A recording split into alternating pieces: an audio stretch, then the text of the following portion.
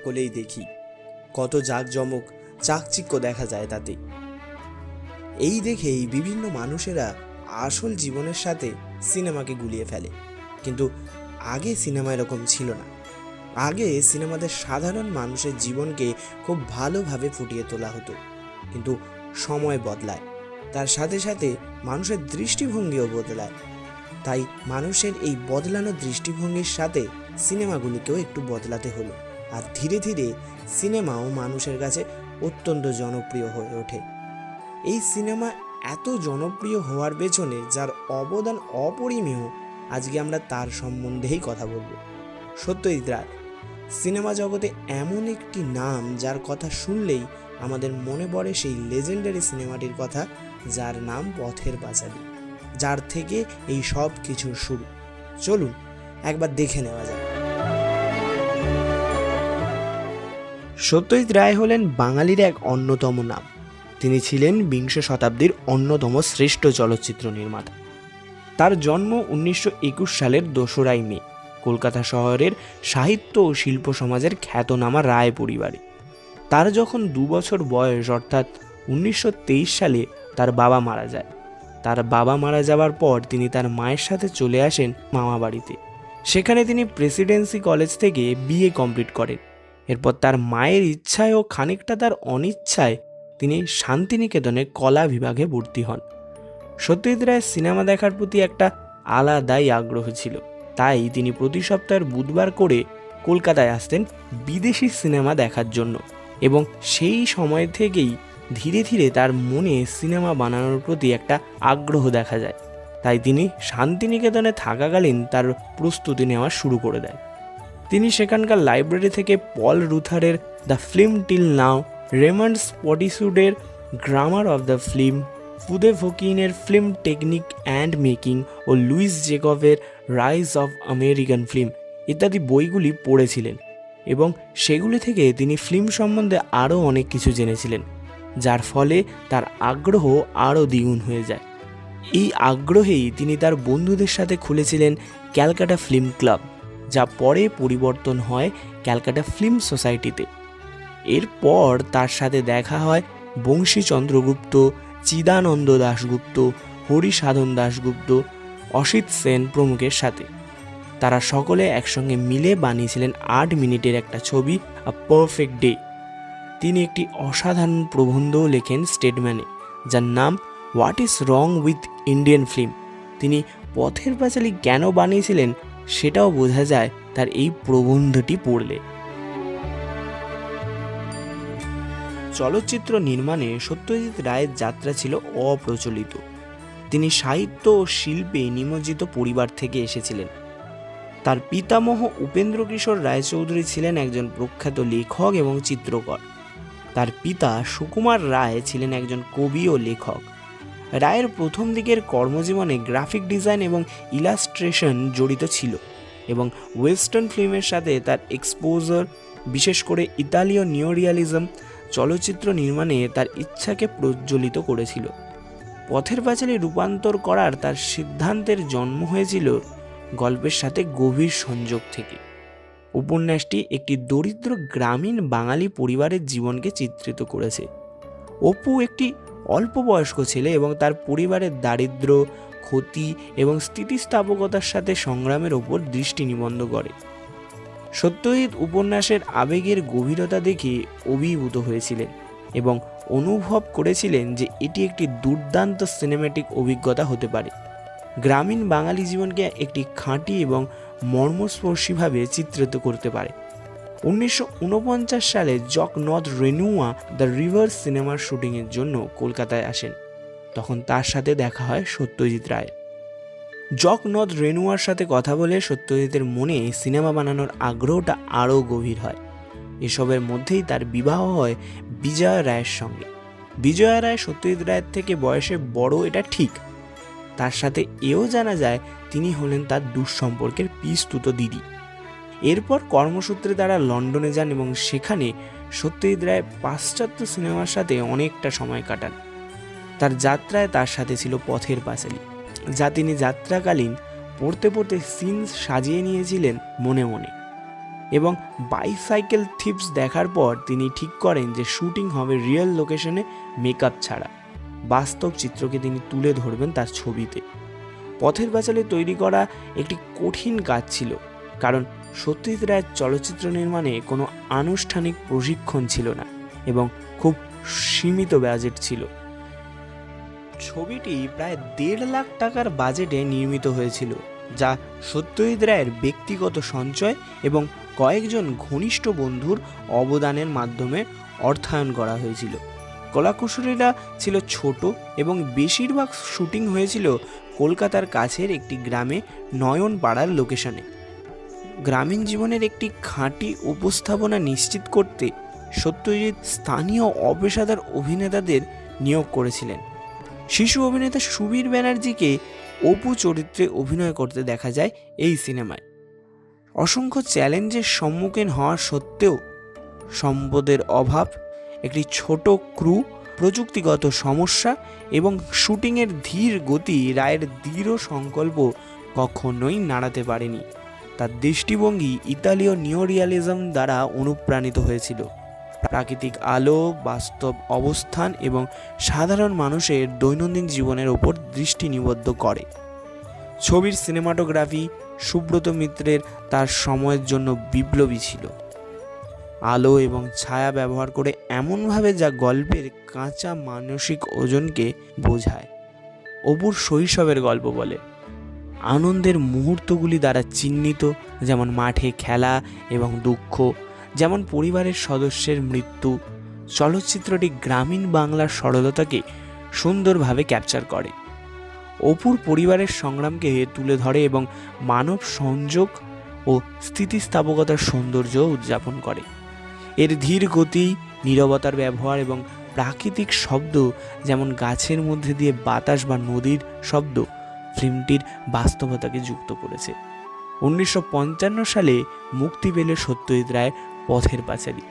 তার এই ছবিটি মুক্তি পাওয়ার পর প্রথমে তেমন ব্যবসা করতে পারেনি, কিন্তু তার ঠিক 1 সপ্তাহ পর ছবিটির জনপ্রিয়তা বাড়ে ধীরে ধীরে।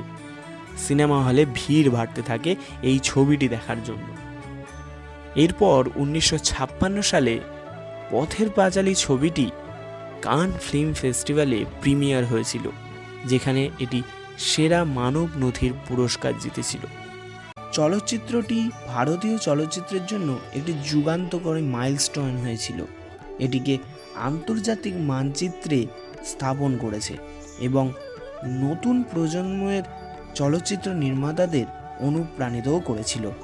রায়ের আত্মপ্রকাশ শুধুমাত্র তার নিজের কিংবদন্তি কর্মজীবনের সূচনাকেই চিহ্নিত করেনি, বরং ভারতীয় চলচ্চিত্র নির্মাণে একটি নতুন যুগের সূচনাও ইঙ্গিত দেয়, যেটি বাস্তববাদ, সূক্ষ্মতা এবং মানবিক আবেগের ওপর ফোকাস করে। পথের পাঁচালী সিনেমার ইতিহাসের অন্যতম গুরুত্বপূর্ণ চলচ্চিত্র। এরপর তিনি বানালেন অপু ট্রিলজির দ্বিতীয় ছবি অপরাজিত 1956 সালে। সত্যজিৎ রায়ের অপরাজিত সিনেমাটি ভেনিস চলচ্চিত্র উৎসবে শ্রেষ্ঠ পুরস্কার পায়, গোল্ডেন লায়ন পুরস্কার। এরপর 1959 সালে তরুণ সৌমিত্র চট্টোপাধ্যায় ও 14 বছরের কিশোরী শর্মিলা ঠাকুরকে নিয়ে তৈরি হলো অপু ট্রিলজির শেষ ছবি অপুর সংসার। লন্ডন ফেস্টিভ্যালে অপুর সংসারকে দেওয়া হয় শ্রেষ্ঠ পুরস্কার।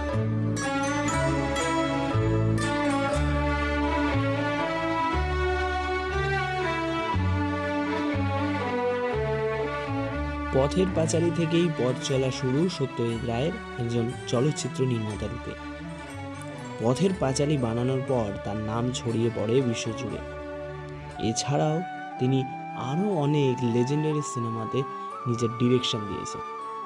তার মধ্যে 1958 সালে জলসাঘর, 1960-এ দেবী, 61-তে 3 কন্যা, 1966-তে নায়ক, 1970-এ অরণ্যের দিনরাত্রি, 63-তে মহানগর, 1977-এ তার প্রথম হিন্দি ছবি শতরঞ্জ কি খিলাড়ি, 1979 সালে জয় বাবা ফেলুনাথ, 1980 সালে হীরক রাজার দেশে, 1981-তে সদ্গতি ইত্যাদি। এরপর 1983-তে তিনি আবার চালু করেন ঘরে বাইরে সিনেমার কাজ।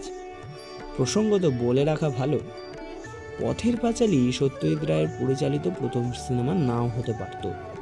প্রথম সিনেমাটি হতে পারত এই ঘরে বাইরে, কিন্তু এই সিনেমার কাজ চলাকালীন তার হার্ট অ্যাটাক হয়। এরপর সুস্থ হয়ে ছেলে সন্দীপ রায়কে নিয়ে তিনি 1984-তে ঘরে বাইরে সিনেমার কাজ শেষ করেন। এরপর তিনি ধীরে ধীরে সুস্থ হয়ে উঠলেন, কিন্তু তার মধ্যে রোগের সেই প্রভাবটা রয়েই গেল। ঘরে বাইরে সিনেমার পর তিনি অনেক বছর কোনো সিনেমা তৈরি করেননি। এরপর তিনি অনেক বছর পর 1989 ও 90 সালে দুটি সিনেমা বানান, যার নাম হলো গণশত্রু ও শাখা প্রশাখা। এরপর 91 সালে তিনি তার শেষ ছবি তৈরি করেন, যার নাম আগন্তুক। এই ছবিতে আমরা সত্যজিৎ রায়ের ধর্ম নিয়ে চিন্তাভাবনা বুঝতে পারি। এই ছবিতে সত্যজিৎ রায়ের পরিচালনা ও উৎপল দত্তের অভিনয় মানুষ আজ অবধি মনে রেখেছে। অবশেষে 92 সালে তিনি শয্যাশায়ী অবস্থায় অস্কার গ্রহণ করলেন। সত্যজিৎ রায়কে অস্কার দেওয়ার জন্য মোট 70 জন বিশিষ্ট লোকেরা আবেদন করেন। তার মধ্যে একজন হলেন আকিরা কুরোসাওয়া। অস্কার গ্রহণ করার পর অবশেষে 1992 সালের 23শে এপ্রিল সত্যজিৎ রায় মৃত্যুবরণ করেন। তিনি তার জীবনে অস্কার ছাড়াও আরও অনেক পুরস্কার পান, যেমন একাডেমি অনারারি অ্যাওয়ার্ডস। তিনি সিনেমায় তার ব্যতিক্রমী কাজের জন্য এই মর্যাদাপূর্ণ পুরস্কার পেয়েছিলেন, যা তিনি প্রথম ভারতীয় হিসেবে এই সম্মান অর্জন করেন। এছাড়াও 92 সালে ভারতরত্ন, 1984 সালে দাদা সাহেব ফালকে পুরস্কার, যা ভারতীয় সিনেমায় সর্বোচ্চ পুরস্কার। এটি তার আজীবন অর্জনকে স্বীকৃতি দেয়। এছাড়াও কান, ভেনিস এবং বার্লিন সহ বিভিন্ন জায়গায় মর্যাদাপূর্ণ চলচ্চিত্র উৎসব থেকে অসংখ্য পুরস্কার পান তিনি।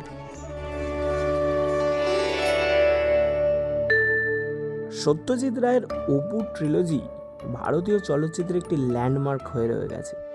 এর সার্বজনীন আবেদন, সাংস্কৃতিক তাৎপর্য এবং কালজয়ী থিমগুলি আজও দর্শকদের সাথে অনুরণিত হচ্ছে। অনেক চলচ্চিত্র নির্মাতার কাজে এর প্রভাব দেখা যায় এবং এটি ভারতের সাংস্কৃতিক ঐতিহ্যের গুরুত্বপূর্ণ অংশ হিসেবেও রয়ে গেছে। এছাড়াও রায়ের চলচ্চিত্রগুলি সাংস্কৃতিক সীমানা অতিক্রম করে একটি বিশ্বব্যাপী প্রভাব ফেলেছে। বিভিন্ন বিখ্যাত বিদেশি চলচ্চিত্রকার যেমন মার্টিন স্কর্সেস, আকিরা কুরোসাওয়া এবং ক্রিস্টোফার নোলান সহ অনেক প্রশংসিত চলচ্চিত্র নির্মাতাকে অনুপ্রাণিত করেছে। তার গল্প বলার কৌশল, বিশদে মনোযোগ এবং চরিত্রগুলির প্রতি সহানুভূতি বিশ্ব চলচ্চিত্রের একটি মানদণ্ড হিসেবে রয়ে গেছে। সত্যজিৎ রায় ভারতের সিনেমায় তার এমন চিহ্ন রেখে গেছেন যে তিনি আজ আমাদের মাঝে না থাকলেও তার লেখা গল্পগুলি নতুন ধাঁচে লিখে, অর্থাৎ যুগাকারে একটু আধটু ফের বদল করে নতুনভাবে তৈরি করেছেন বিভিন্ন পরিচালকেরা। এর মধ্যে অন্যতম হল রয় সিরিজটিতে সত্যজিতের 4টি গল্প অবলম্বনে 4টি মধ্যম দৈর্ঘ্যের ছবি নিয়ে তৈরি অ্যান্থোলজি সিরিজ। এই সিরিজের মধ্যে যে 4টি ছবি রয়েছে তার পরিচালক আবার 3 জন: সৃজিত মুখোপাধ্যায়, অভিষেক চৌবে ও হাসান বালা। এর মধ্যে সৃজিত পরিচালনা করেছেন 2টি। সত্যজিতের যে গল্পগুলি এখানে চিত্রায়িত হয়েছে সেগুলি যথাক্রমে বিপিন চৌধুরীর স্মৃতিভ্রম, বহুরূপী, বারিন ভৌমিকের ব্যারাম এবং স্পটলাইট। এই অ্যান্থোলজিতে তাদের নাম যথাক্রমে ফরগেট মি নট, বহুরূপিয়া, হাঙ্গামা হ্যাঁ কিউ এবং স্পটলাইট। নাম বদলের সঙ্গে সঙ্গে তাদের ভোল বদলও ঘটেছে।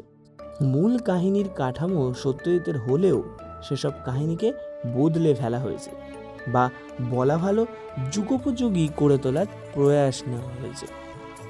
এছাড়াও তার পুত্র সন্দীপ রায় তার লেখা ফেলুদা গল্প নিয়ে অসংখ্য ছবি তৈরি করেছেন। ফেলুদা বাদেও তারিণী খুড়ো নিয়ে কয়েকটা টেলিফিল্মও তৈরি করেন তিনি। এছাড়াও তৈরি হয় প্রফেসর শঙ্কুর একটি গল্প নিয়ে ছবি।